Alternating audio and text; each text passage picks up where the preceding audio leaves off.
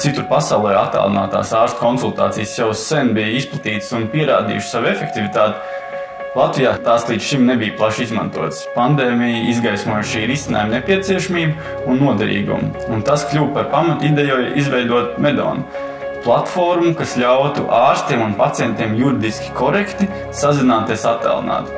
Tagad pacients var ne tikai konsultēties ar ārstu, bet arī saņemt e-nosūtījumus, e-receptes un e-izrakstus, kas būtiski atvieglo ārstēšanas procesu. Pacienti var saņemt palīdzību ērtāk un ātrāk, taupot gan laiku, gan resursus. Mūsu mērķis ir veicināt pieejamību, nevis izgudrot veselības aprūpi no jauna. Šobrīd ir prieks redzēt, ka situācija ir tiešām mainījusies.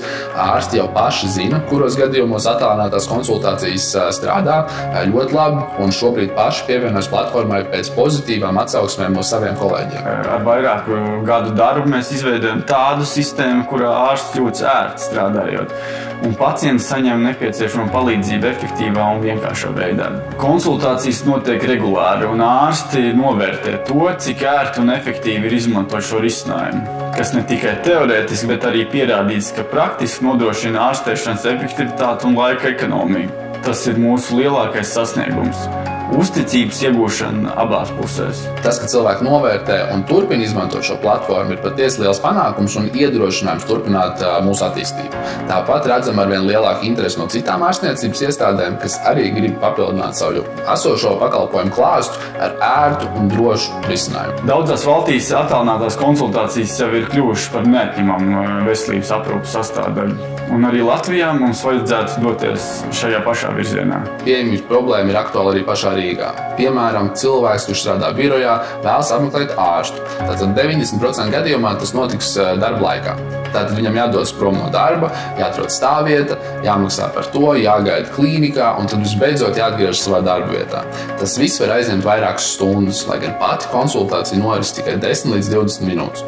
Manuprāt, tas varētu notikt tiešām daudz efektīvāk. Turklāt komunikācija notiek drošā platformā, kur uzkrājas visa informācija par iepriekšējām konsultācijām un ārstēšanas gaitu.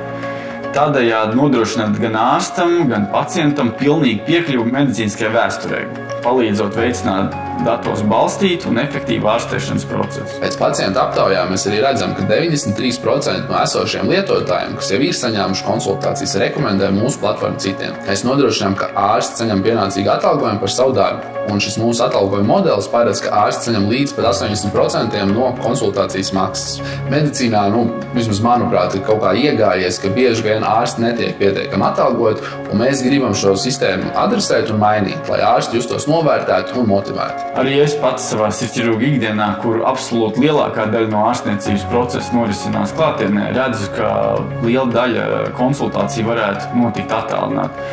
Jo īpaši konsultācijas, kas noris pēc jau veiktām operācijām. Mans mērķis ar Medonu ir padarīt to par neatņemamu veselības aprūpes sastāvdaļu Latvijā, sasniedzot tādu līmeni, kas atbilst augstākajiem pasaules standartiem. Es ticu, ka laimīgas un veiksmīgas sabiedrības pamatā ir veselība, un mēs gribam kļūt par būtisku tās daļu. Vēlos, lai Latvijas veselības aprūpi asociē ar inovācijām, lai mēs esam celmlauži jaunāko tehnoloģiju ieviešanā, un lai citiem ir ko no mums mācīties.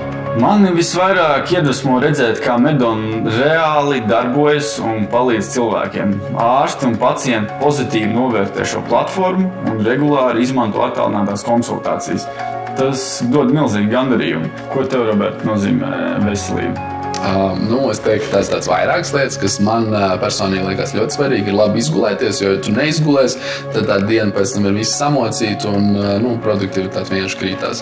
Tāpēc sports. Sports arī ir ļoti svarīga lieta, kas, varbūt kā kurā posmā dzīvē sanāk, ka tas varbūt nav tik daudz, cik gribētos, bet tāpēc katru nedēļu es mēģinu kaut ko padarīt vairākas dienas, lai uzturētu sevi tonusā. Tā kā tās droši vien ir divas tādas galvenās lietas, uz ko es vairāk fokusējos, bet kas tev? Es pilnīgi tev piekrītu par sportu. Sports ir man ļoti nepieciešams vismaz pāris reizes nedēļā, lai es justos labi. Tas ir nepieciešams, lai es ieturētu sev šo disciplīnu, kā arī it īpaši cilvēkiem ar augstas intensitātes profesijām. Tas ir ne tikai nepieciešams ne tikai fiziskajai veselībai, bet arī mentālajai veselībai. Kā tu zini, arī sports ir arī vienojis mūsu sports, un tenis ir tieši tas, kur arī mēs ar tevi iepazinām. Mēs jau 15, 16 gadu vecumā tenisa sacensībās, un redz, kā arī Medona projekts atkal ir savedis mūs kopā.